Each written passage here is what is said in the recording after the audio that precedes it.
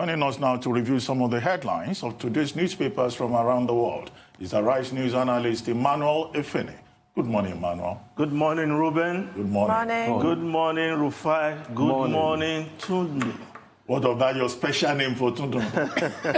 Okay, you don't want to say that on television. Don't worry. Yes, let's start with this, the newspapers. The lead story, Buhari reprimands security chiefs, says no more excuses for insecurity. President, your best not good enough.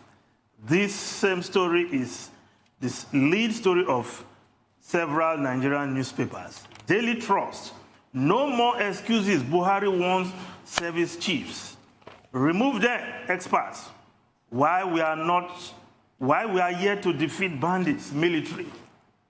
Now, The Guardian, your best, not good enough. Buhari chides service chiefs. Others, fresh strategy. Opposition party CSOs condemn arrest of Katsina protesters. While the Daily Telegraph, the New Telegraph, Nigeria's New Telegraph, Buhari scores service chiefs low, says performance on battlefield not good enough. Then, of course, the Sun newspaper, Daily Sun, Buhari gives service chiefs last warning. If you read the first paragraph of this story, President Muhammadu Buhari yesterday moved to restore public confidence in his administration's capability to protect lives and property, as he pointedly told security chiefs to up their game, to restore public confidence. I don't think this kind of statement, because this is for the 18th time we're hearing this kind of statement. That will not be enough to restore public confidence. Absolutely not. What will restore public confidence is serious decline in banditry, in kidnapping, in cattle rustling, and of course, activities of the Boko Haram insurgents. That is what will restore confidence, yes. Not the president's statements. Which are often bland, if you ask me. It's not enough. The next thing you're going to hear after this is the president is shocked and saddened by another attack. I mean, it has to stop now. And all the best efforts, I feel, have probably been made. Everybody wants to be praised for the work that they do. If they had some kind of strategy, they would have deployed it by now. This kind of language is not going to inspire some sudden flash of, open a new door that has not been explored. No, the capacity is simply not there. Recall that the Chief of Army Staff actually moved to the northeast to be on ground, as we call it here, and that still didn't do the magic. So I just think it's an issue of capacity at this point. All this tough talk is not going to work. And I think very strongly, action is what we want to see.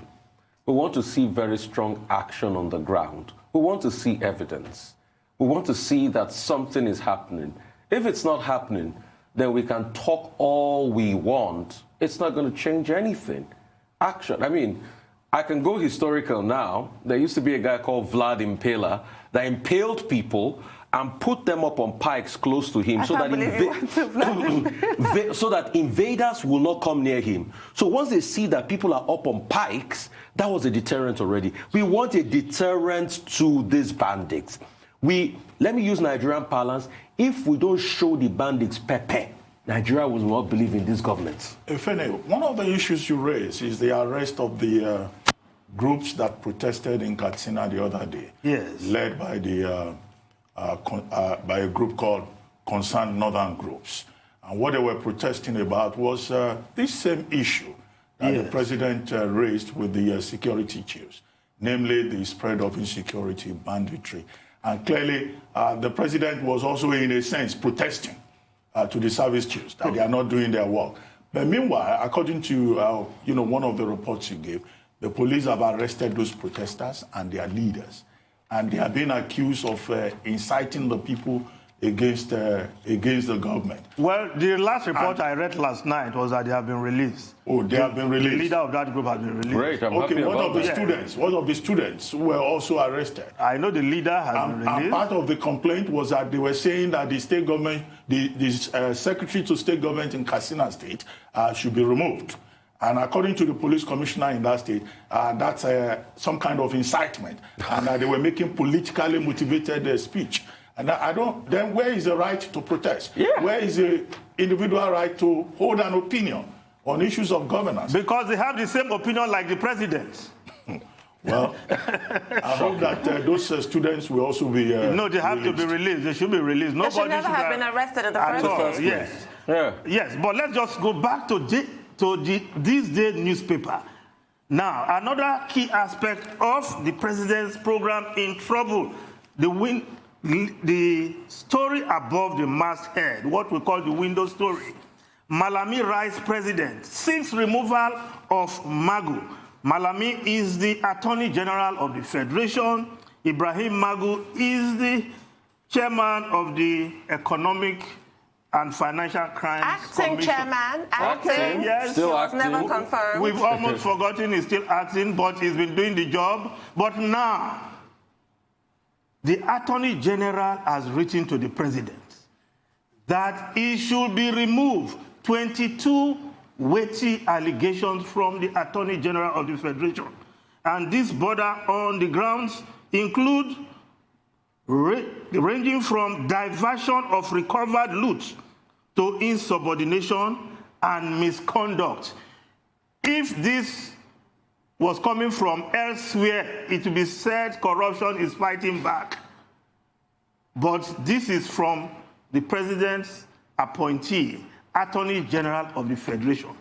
This is the deadliest effort to remove Magu yet. Will that happen? What is happening to President Buhari's anti-corruption fight? There's not infighting within the anti-corruption fight. Well, I hope this is not a case of a personality clash. It's the Office of the Attorney General and the Ministry of Justice that is responsible for the EFCC as one of its agencies. But what we have seen in recent times is that there have been personality conflicts so often under this administration, whether it is the Minister of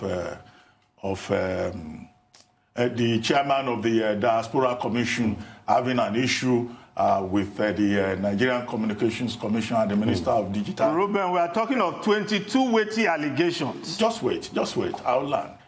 So you find these allegations, one body accusing the other, one personality accusing the other. But the truth of the matter is that both persons, the Attorney General and Minister of Justice and the acting chairman of the EFCC, they hold their positions at the pleasure of the president.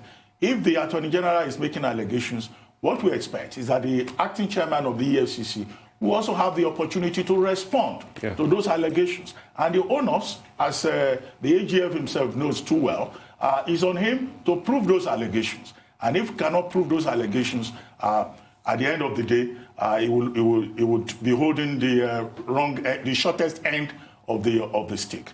But our expectation is that the president will look into whatever has been raised, but we cannot be judgmental, we cannot take sides. We cannot say one party is true or one party is right and the other should be vilified. Well, the president should investigate those matters. Now, the Nation newspaper, APC tussle. I never asked court to declare Gandam acting chair, says vice chair. Now, if we look at the other newspapers there, yes, the APC story, still very much in the news. 3 acting chairmen in 3 hours. Now, the court yesterday ruled that Chief Victor Gandom should continue acting, should act as the chairman for another 2 weeks. This is quite funny. I think somebody sarcastically released a roster for APC chairman yesterday. He said Victor Gandom will act in the morning, somebody will act in the afternoon, somebody will act in the,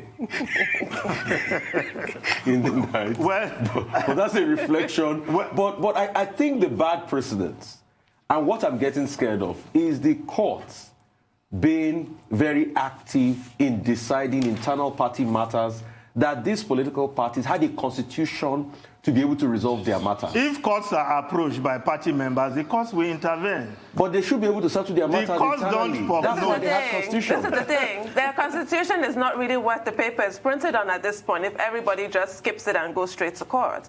Their constitution does have clearly delineated guidelines for conflict resolution. The impact of this on the Edo Goba polls. Okay. Well, shocking. Yes. That's a matter of folding. It's just like a season film. Thanks. Well, Thanks so much, Mr. Efeni, for all of this.